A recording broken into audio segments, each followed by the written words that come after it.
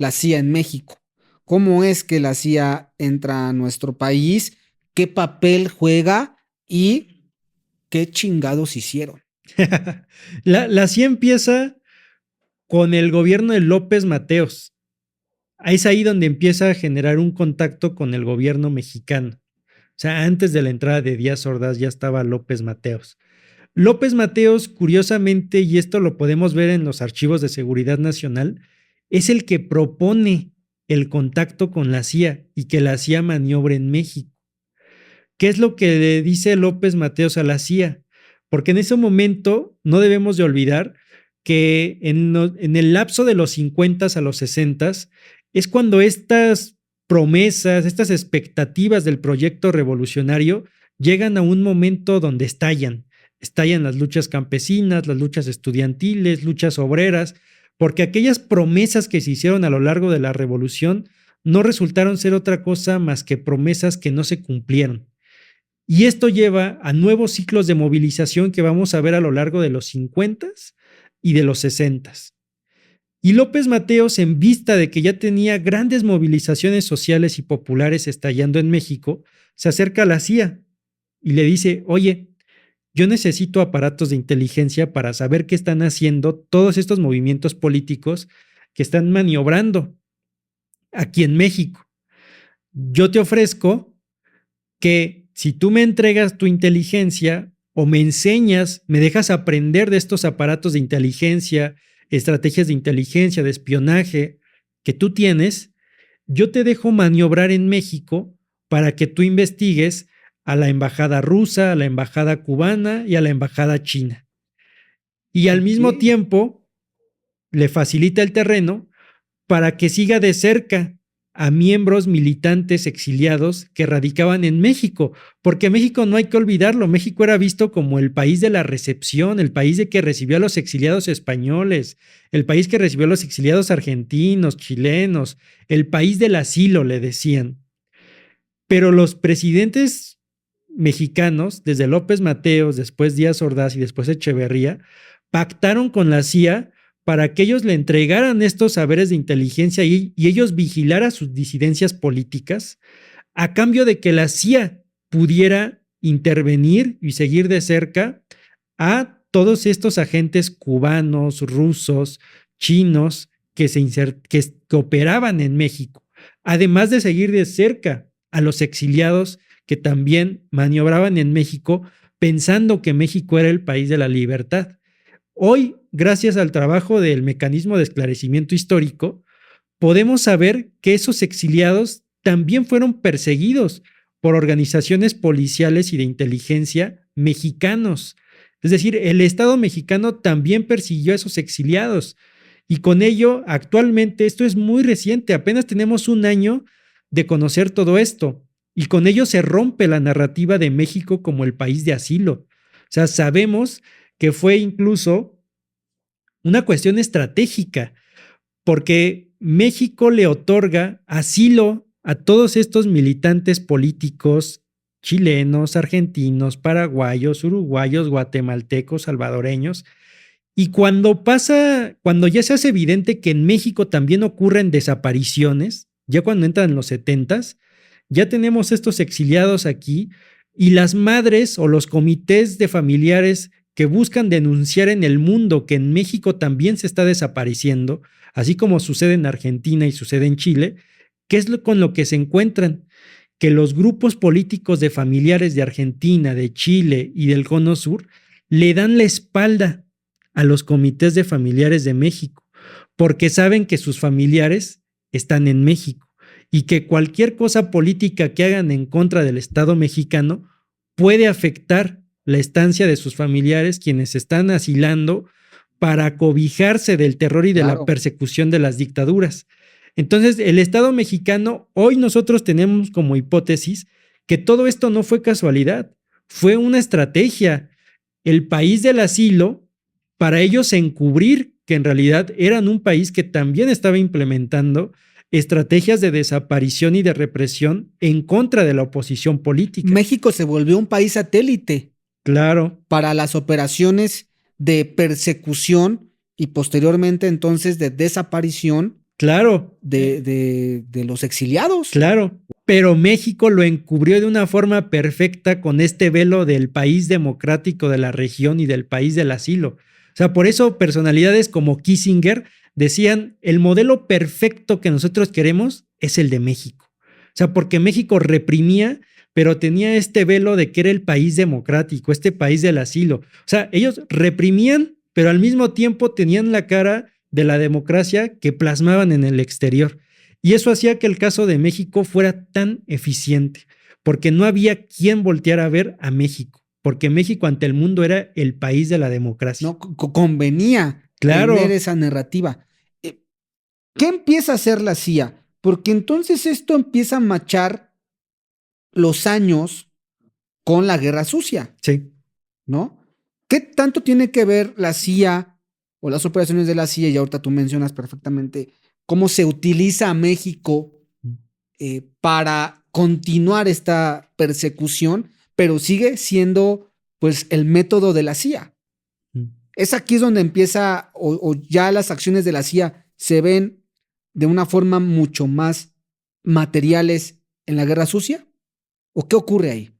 Sí, cuando llega la CIA con López Mateos es investigar a estos agentes extranjeros.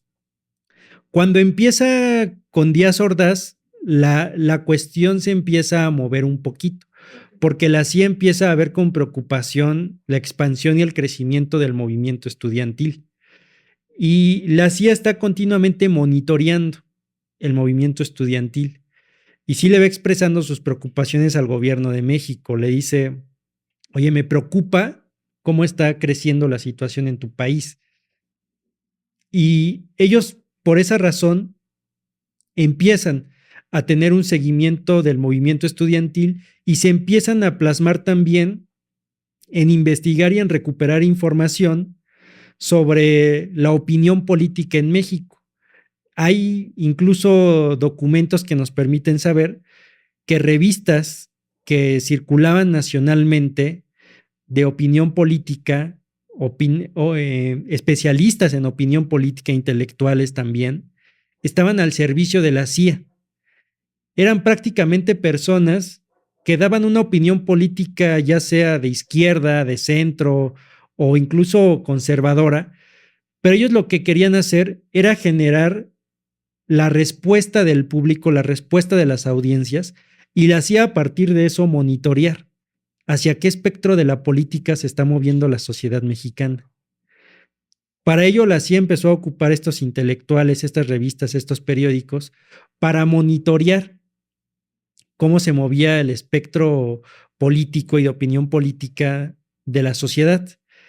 Pero en el caso mexicano, la represión yo sí creo que más allá de los aprendizajes, sí la debemos de entender por cómo la adecuó elementos como la Dirección Federal de Seguridad, cómo la adecuó elementos del ejército, que sí ocuparon estructura material de la CIA. Se ocuparon los aviones, por ejemplo, los aviones Arabá provenientes de Israel, que sirvieron para los vuelos de la muerte que terminaron en pie de cuesta. Era ahí donde se efectuaban, que los propios personas de Guerrero llamaban a esta zona como una zona de exterminio.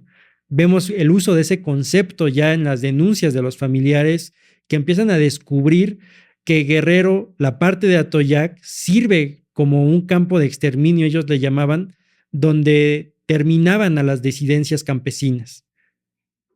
Y ahí tienen este apoyo de esta infraestructura material. La CIA les facilita aviones, la CIA les facilita inteligencia, la CIA les facilita adiestramiento, la CIA les facilita aprendizajes de esto que ya vimos de la Escuela de las Américas, donde también se formaron miembros del ejército y de la Dirección Federal de Seguridad. Pero el cómo aterrizó esa estrategia represiva, el cómo aterrizó esa estrategia contrainsurgente, también tiene que ver mucho con cómo la adecuaron miembros y organizaciones como la Dirección Federal de Seguridad, el Ejército e incluso propios grupos caciques que los periódicos y los testimonios de militantes nos dejan ver que los caciques poseedores de grandes terrenos, acumuladores de tierras en estados como en Puebla, en Chihuahua, en Sinaloa, operaban con guardias blancas, que no es otra cosa más que grupos paramilitares, que servían para ultimar a los movimientos campesinos. Y es curioso ver cómo en los archivos mexicanos que hoy estamos revisando, liberados de la Dirección Federal de Seguridad, vemos cómo esas guardias blancas, esos grupos paramilitares, los testimonios nos dicen que operaban en conjunto con militares y con policías. O sea, grupos paramilitares al servicio de caciques locales o caciques que tenían negocios empresariales en cierta región. Vemos cómo para reprimir a aquellos campesinos que expresaban el reclamo de la tierra, operaban en conjunto con policías y con militares. Es decir, la estrategia de represiva también se organizó a partir no solamente de los intereses y las preocupaciones del Estado.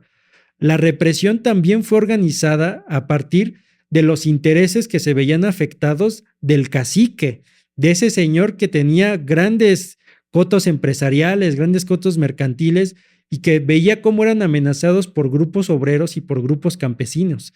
Ellos también fueron organizadores de la represión y el Estado sirvió y prestó parte de su burocracia, parte de sus elementos para reprimir esos movimientos campesinos y obreros, para preservar estos intereses de estos caciques acumuladores de tierra. Fíjate que estoy viendo una calca de lo que ha ocurrido en los últimos años en México.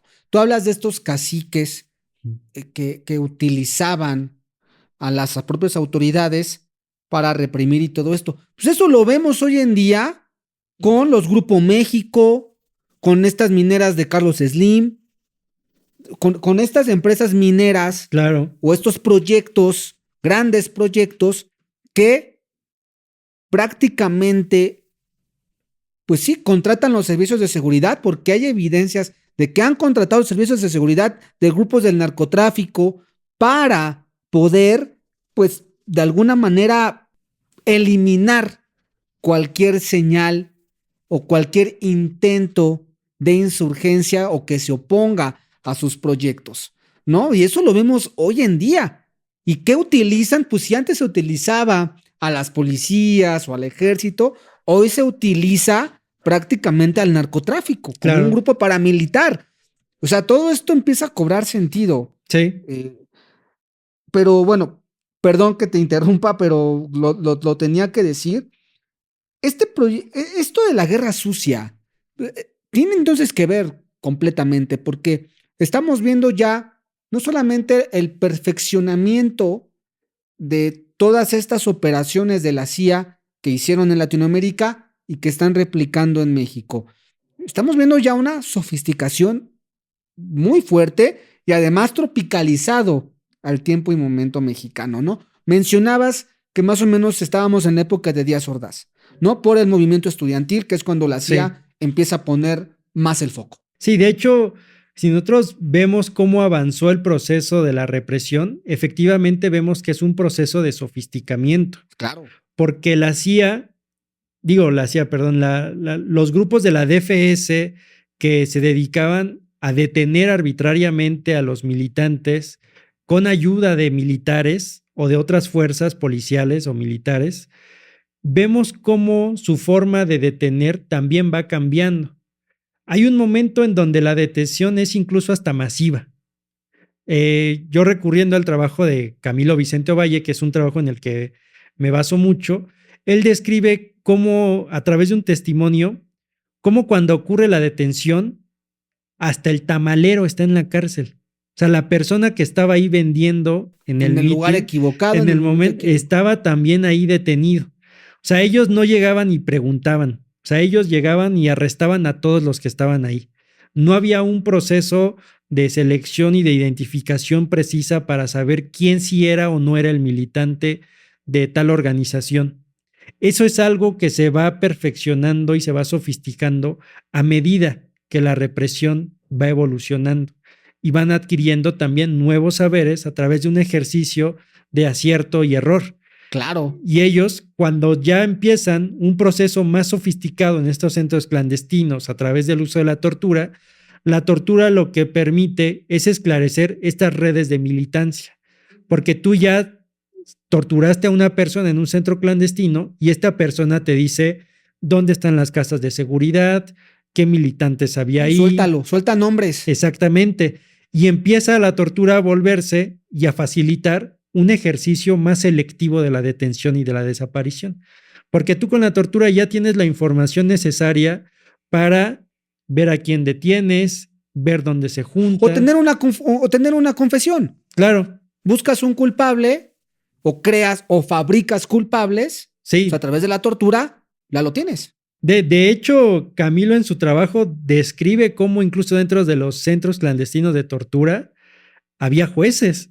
Había jueces que hacían firmar a las personas testimonios donde ellos supuestamente aceptaban que habían formado parte de actividades terroristas, ¿no? O sea, que ellos mismos se incriminaran como terroristas para que el Estado tuviera a partir de esta declaración la legitimación y la justificación de esta persona está llevando a cabo actos de terrorismo dicho por su propia mano, ¿no? Secuestró a tantos, mató a tantos, quería hacer esto y por eso lo tuvimos que detener. O sea, hay todo un aparato que ahí está involucrado, ¿no? O sea, vemos cómo por eso decimos que la desaparición fue diseñada como un plan de Estado. O sea, no fue algo diseñado arbitrariamente por unos cuantos, no. Claro. Toda la estructura estatal participó en el diseño de la estrategia de la desaparición forzada en México. Lo deja ver este tipo de casos, cómo participaban elementos policiales, elementos militares, cómo participaba y tenía conocimiento porque se le rendía cuentas de esta información a los presidentes de México, cómo se le rendía cuentas a toda una burocracia que tenía el seguimiento de qué ocurría con toda esta información, o sea, quién recopilaba toda esta información, qué hacía de ella. Y vemos en este caso cómo incluso hasta jueces participaban dentro de los centros clandestinos de tortura. Es decir, es una política de Estado, es una política de Estado la que diseña la estrategia de la desaparición forzada. O sea, no es que haya sucedido ahí entre 3, 4 militares que se portaron mal y hacían las cosas indebidas, sino que fue un diseño de Estado, ¿no? Y eso es algo que hay que mencionarlo. También hay que recuperarlo. Y ahorita que se menciona tanto lo de las desapariciones y que el PRI quiere omitir esta parte, hay que recalcarlo. El PRI diseñó una política de Estado para desaparecer. Es brutal, porque además esta política de desaparición, porque ese sería entonces el término más correcto, esta política de desaparición, pues la vemos o la hemos visto, es que me resulta hasta escalofriante, porque, y aquí lo voy a citar, voy a citar a mi hermano, porque tú investigaste todo el tema del 68 perfectamente, ¿no?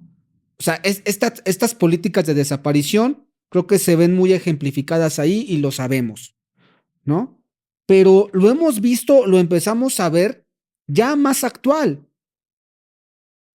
Con Zedillo, por ejemplo, estas matanzas masivas, también fueron mecanismos de Estado diseñadas para reprimir o bien desaparecer grupos opositores o aquellos que eran incómodos al Estado, incluso fueron declarados enemigos del propio Estado. Pero me vengo más para acá. La guerra, la mal llamada guerra contra el narco. Sí. Tú mencionaste en esta charla que los pobres eran los más afectados. Sí. La guerra contra el narco fue directamente contra los más pobres. O sea, también la guerra contra el narco podríamos decir que fue todavía un perfeccionamiento mayor de una política de Estado de desaparición. Porque, y aquí está mi hermano, no me dejará mentir, cuando fue el 10 de mayo, fuimos a la marcha del Día de la Madre, de las Madres Buscadoras. Sí. Platicamos con ellas y entrevistamos a varias. Y me llama mucho la atención el periodo en que habían desaparecido muchas de las personas. Uh-huh. Y eran en el periodo de 2006-2011. ¿Verdad? O sea, me sorprendió muchísimo platicar. ¿Y cuánto tiempo, desde hace cuánto usted estaba buscando a su familiar, su hijo, su hija, familiar, hermano, hermana. Y la gran mayoría eran entre 2006 y 2011. Entonces, ahora me hace sentido, digo, esto es una hipótesis que yo estoy haciendo, pero Sí, retomando un poquito lo que tú dices, México ha vivido a lo largo de estos años o del prianismo, sofisticó la desaparición al servicio, y lo seguimos diciendo, de los intereses del norte. sí, Porque vemos que durante ese periodo, además de esta sofisticación de la desaparición, vino a armar a los grupos de los cárteles con la sí, Operación Rápido y Furioso. No solamente, además, tener a los militares al servicio del Estado para ejecutar esto, también tener un poder judicial a modo, ¿no? Los jueces que respondían a intereses extranjeros. Tenemos al poder judicial que muchos por ahí defienden, pues, que defendía los intereses de Bonafont, de Coca-Cola o de las grandes mineras, ¿no? Que claro. ahí tenemos a Grupo México, estos pinches ecocidas que impunes, Sí, pero hubo una sofisticación en México de todo este aparato sistemático, sí, ¿no? Que al final, pues sirve para mantener el control del país. claro. Wow, qué De hecho, sobre brutal. esto que mencionas, aquí te voy a contar algunas cositas que yo he recolectado de una investigación que estoy A realizando, ver, dale. pero que todavía no tengo como la forma de contártelo Sí, sí, muy sí. elaboradamente, sino pedacitos. Porque efectivamente la estrategia contrainsurgente, yo también diría que es una estrategia que no ha salido de los grupos militares y de los grupos policiales. Es una estrategia que ahí permanece, latente como un modo de accionar represivo de grupos militares y de grupos policiales. Ellos se formaron en la contrainsurgencia. O sea, la contrainsurgencia prácticamente llegó a las raíces de estas organizaciones y continuamente la están ejerciendo. En los 90 me llegué a encontrar documentos cuando estalla lo del EZLN Ujú. que se planeaba y se discutió en el alto mando, o sea, Cedillo estuvo ahí discutiéndolo, Salinas lo discutió, que la estrategia, y esto lo discutieron junto con elementos militares, la estrategia por un momento se pensó que debía ser el aniquilamiento del EZLN. O sea, el ejército ir ahí a territorio del EZLN y exterminarlo. Si eso no sucedió fue porque el EZLN se volvió como un punto de observación internacional. Pero el EZLN también desarrolla un nuevo ejercicio de contrainsurgencia con nuevas fuerzas especiales que son los GAFES. Los GAFES, estos elementos ultra preparados para llevar a cabo estrategias de contrainsurgencia, y son los GAFES los que curiosamente van a terminar conformando a los Zetas. Los Zetas son una organización del narco que tiene dentro de sus manuales estrategias contrainsurgentes que se llevaron a cabo en un primer momento para direccionarlas en contra de la oposición política.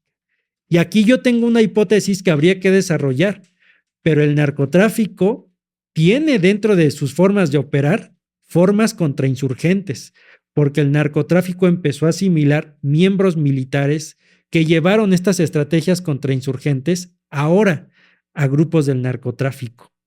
Wow, brutal. La CIA hoy, mi estimado Luis, para ir cerrando, la CIA hoy, ¿dónde está? ¿Cómo la vemos? ¿Por qué ha aprendido la CIA? El avance de la tecnología también, los medios de comunicación también, porque forman parte esencial para la narrativa, para la difusión de información, para incluso permear en la vida diaria de las personas. O sea, tú prendes la tele y ves, bueno, no sé quién en su sano juicio pueda prender la TV Azteca, pero lo hay. Ajá, Quien vea la programación también influye directamente, sí. ¿no? Y no podemos ignorar que esté dirigido, que sea intencional. La CIA hoy, ¿cómo la podemos definir? ¿En dónde está? ¿Qué tan peligrosa sigue siendo, Luis? La CIA yo creo que ahorita para la coyuntura en la que nos encontramos En pleno mundial. Exactamente. En pleno mundial y en plena radicalización del gobierno de Donald Trump. Debemos de leerla dentro de este corolario que fue la Doctrina de Seguridad Nacional de 2025, que muchos analistas le llamaron la doctrina Donroe, en vez de la doctrina Monroe, la doctrina Donroe. Sí, noviembre del 2025. Exacto. Y donde expresamente Donald Trump y todo este gabinete expresa que los Estados Unidos va a empezar a intervenir directamente en aquellos países que considere son antitéticos a los intereses de ellos y de sus empresas. Y ellos dicen, esto se ha vuelto necesario para mermar o disminuir la influencia que está tomando China a lo largo del mundo. Y ellos dicen, debemos de privilegiar que estos terrenos económicos favorezcan a nuestras empresas, favorezcan a nuestros intereses. Para Estados Unidos deslegitimar a aquellos gobiernos, principalmente latinoamericanos, que estorban con este proyecto de la doctrina Donroe y de crear un hemisferio o un patio trasero favorable para la obtención de recursos, para la configuración de mercados, para establecer figuras que estén ad hoc a los intereses de los Estados Unidos, los gobiernos progresistas estorban con todo esto. Claro. Y para ello se han creado dos narrativas. Una, sobre el peligro de la migración. La migración como el mayor peligro de los Estados Unidos, porque por ahí viajan delincuentes, por ahí viajan enfermedades, por ahí entran drogas, por ahí se ha detonado toda la crisis del fentanilo, según ellos, que es una narrativa vieja, es una narrativa que ya existe ahí desde los años de 1990, incluso antes. Y también está esta narrativa de que supuestamente estos gobiernos progresistas están aliados con el crimen organizado. Pero he aquí algo que yo igual descubrí y cuando quieras se los muestro, te lo muestro. Esta narrativa del narcogobierno, esta narrativa de un Estado tomado por fuerzas del crimen organizado, es una narrativa que los Estados Unidos instrumentalizan contra México desde los años 90. Es una narrativa que está ahí desde los años 90, de que México supuestamente está tomado por poderes del crimen organizado.